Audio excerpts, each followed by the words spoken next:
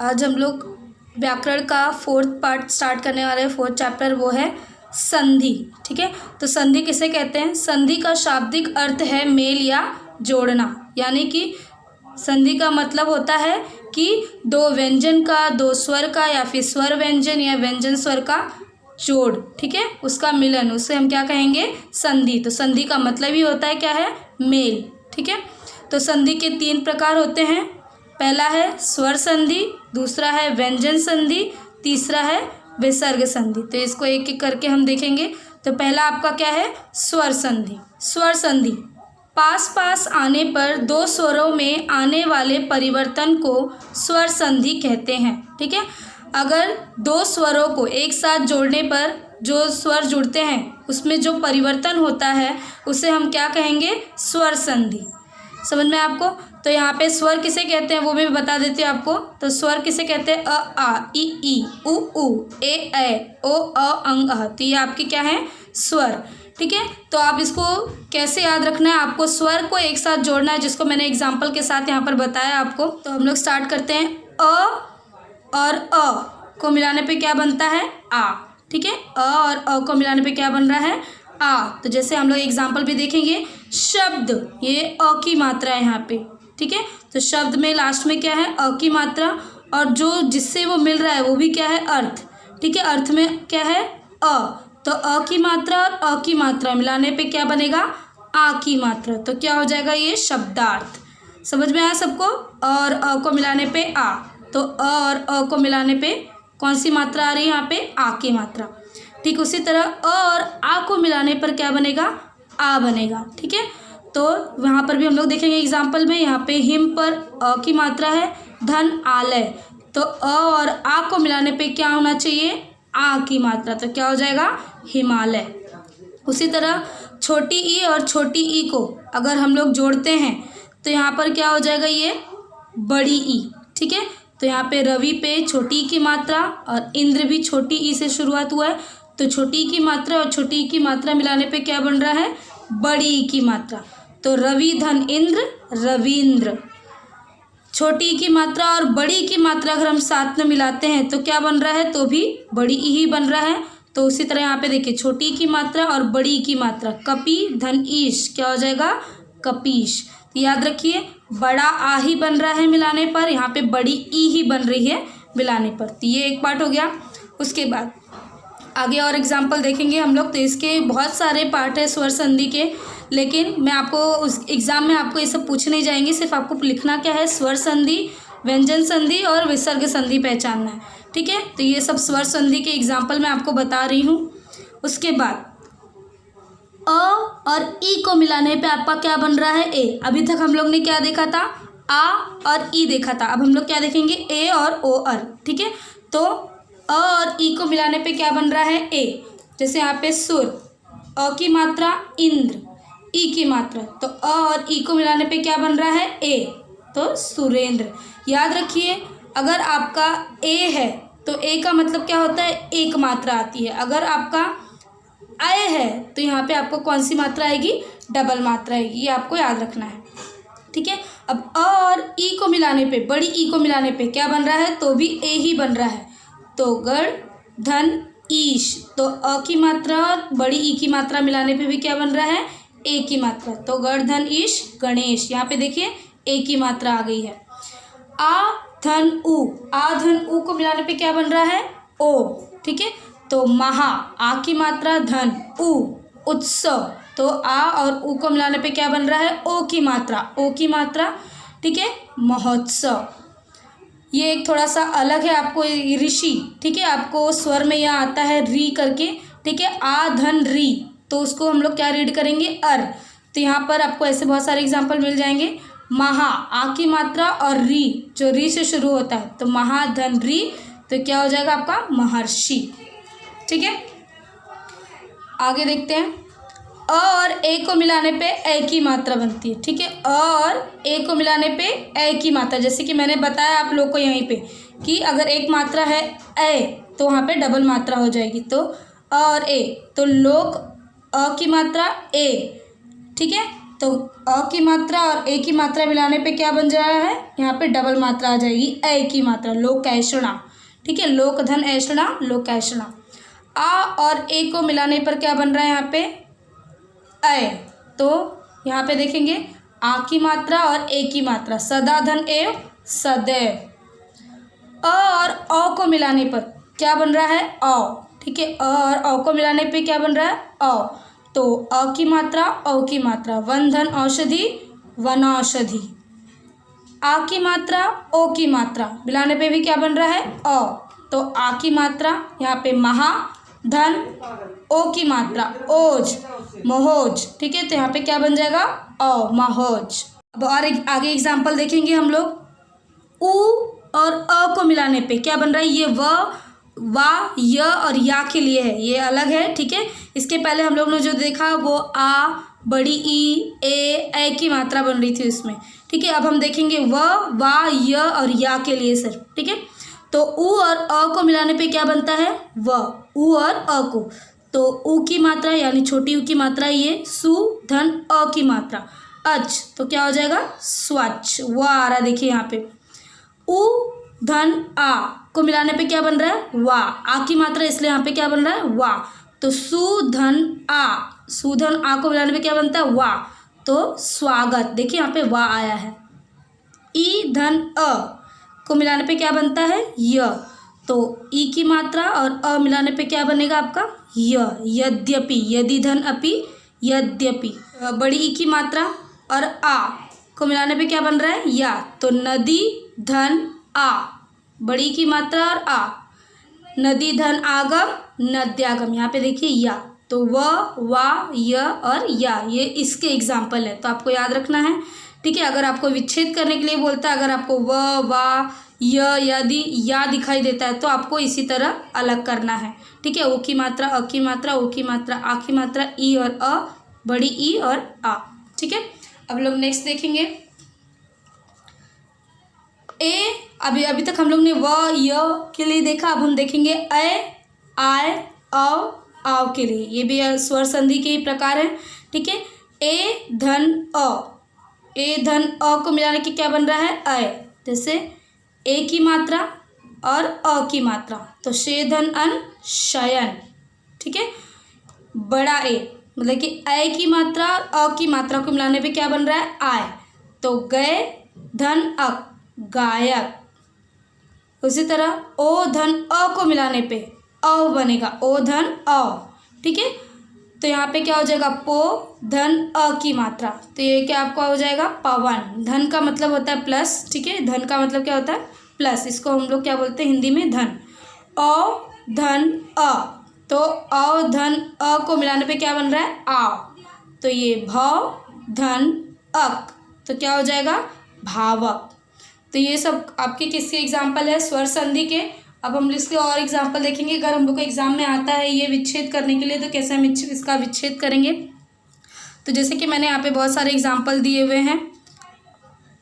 मुर धर अरी, तो क्या यहाँ पर अ की मात्रा या अ की मात्रा मिलाने पे आ की मात्रा बन रही है, तो मुरारी। ठीक है, धर्म धन अर्थ, धर्मार्थ। परम धन आत्मा, परमात्मा। विद्या धन आलय, विद्यालय। रवि धन इंद्र, रवींद्र। सत्य धन आग्रह, सत्याग्रह। देव धन इंद्र, देवेंद्र। सर्वधन उदय, सर्वोदय। ठीक है, सर्वधन उदय, सर्वोदय। महाधन उदय, महोदय। सुर धन ईश, सुरेश। राजधन ऋषि, ऋषि वाला जैसे मैंने बताया अलग है, तो राजश्री। उसके बाद है महाधन औषध, महौषध। देवधन ऐश्वर्य, देवैश्वर्य। गंगाधन ओध, गंगोध। तथा धन एव, तथैव। प्रतिधन एक, प्रत्येक। प्रतिधन आशा, प्रत्याशा। इति धन आदि, इत्यादि। प्रतिधन उत्तर, प्रत्युत्तर।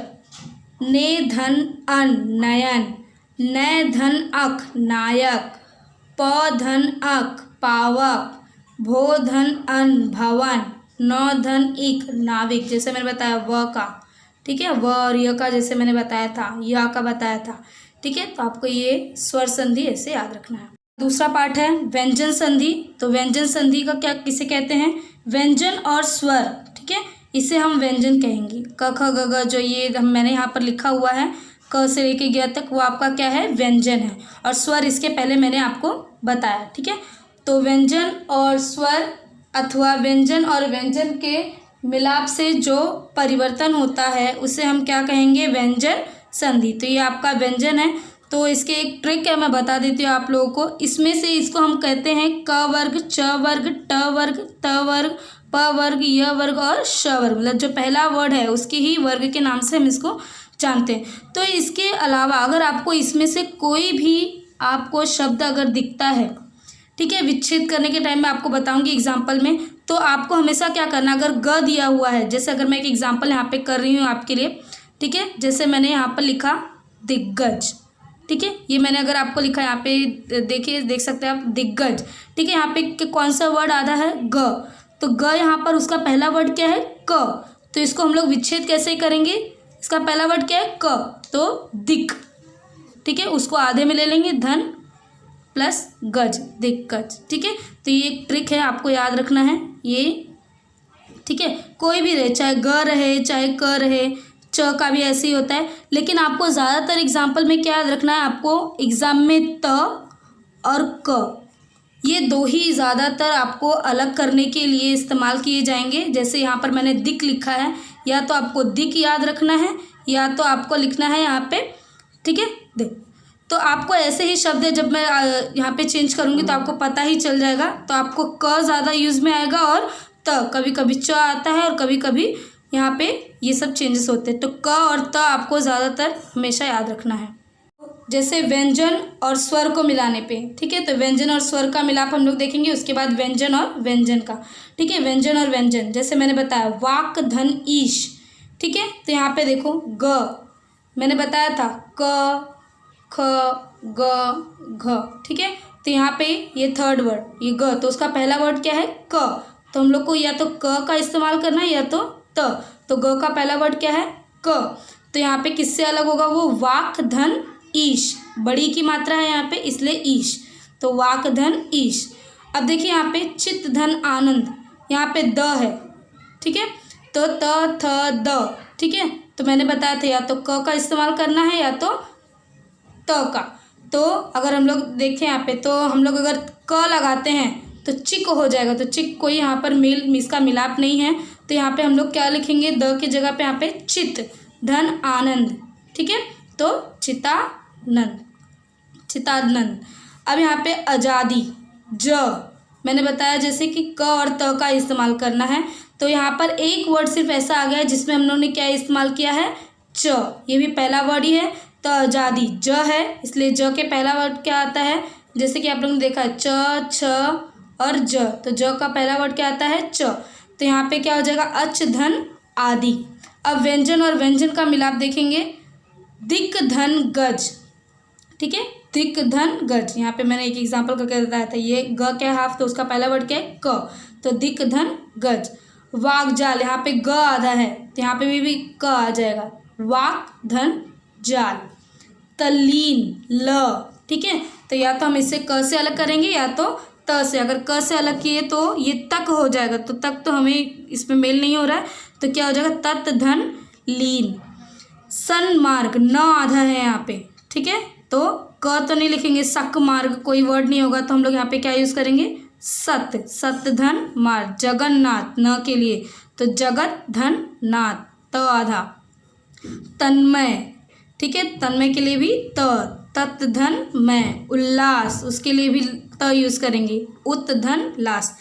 तो देखेंगे आपको यहाँ पर हर जगह या तो क आधे में मिला है या तो त, ठीक है। तो ये दो आपको ट्रिक है याद रखने के लिए, ठीक है। या तो आप क से अलग करेंगे इसको, हर जगह देख सकते हैं आप त आया है या तो क आया है, तो ये दो आपको याद रखना है, ठीक है।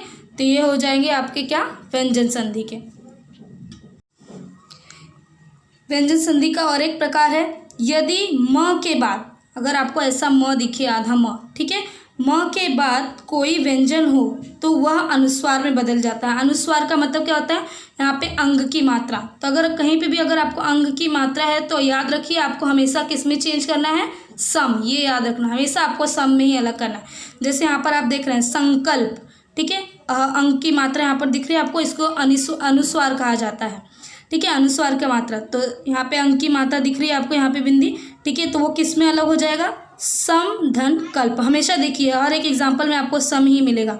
संचय सम धन चय, संपूर्ण सम धन पूर्ण, संतोष सम धन तोष, संबंध सम धन बंध, संचार सम धन चार, संगम सम धन गम, संलग्न सम धन लग्न, संयोग सम धन योग, संशय सम धन शय। तो ये एक प्रकार है जिसको आप आसानी से याद रख सकते हैं। अगर आपको ये मात्रा दिख जाए ये अनुस्वार का, तो आपको कैसे अलग करना है, सम से उसका विच्छेद कर देना है, ठीक है। तीसरा पार्ट है संधि का, विसर्ग संधि, ठीक है। तो विसर्ग संधि में क्या होता है, विसर्ग, ये इसको हम विसर्ग चिन्ह कहते हैं, ठीक है। ये जो आपको 2 डॉट दिख रहा है वो विसर्ग चिन्ह है। तो विसर्ग के बाद स्वर या व्यंजन आने पर जो परिवर्तन होता है उसे विसर्ग संधि कहते हैं। मतलब कि अगर ये आपको चिन्ह दिखे, चिन्ह के बाद अगर यदि स्वर लगा हो या व्यंजन लगा हो, उसके बाद जो भी परिवर्तन होता है उसे हम क्या कहते हैं, विसर्ग संधि। तो इसके हम लोग बहुत सारे एग्जाम्पल देखेंगे। जैसे यहाँ पे निश्चय, तो यहाँ पे देखिए ये जो आदत है, अगर इसको आप व्यंजन संधि से अलग करना चाहें तो ये कभी भी अलग नहीं होगा, ठीक है। तो ये किससे अलग होने वाला है, विच्छेद होने वाला है विसर्ग संधि से, जो हमारे मन से भाव निकलते हैं, ठीक है। जैसे निश्चय, हमारे मन से अह की मात्रा अपने आप आ रही है, ठीक है। दुर्गति, अह की मात्रा आ रही है। तो ये सब शब्द आपको याद रखना है। तो ऐसे शब्द को आपको कैसे अलग करना है, विसर्ग संधि से, ठीक है। निःधन चय, निश्चय, दुह धन गति, दुर्गति, तपह धन बल, तपो बल, मनः धन योग, मनोयोग, मनः धन अनुकूल, मनोनुकूल, मनः धन रथ, मनोरथ, निह धन निर्धन, दुह धन जन, दुर्जन, निह धन चल, निश्चल, निह धन छल, निश्चल, नमः धन ते, नमस्ते। तो ये आपके एग्जाम्पल हैं विसर्ग संधि के।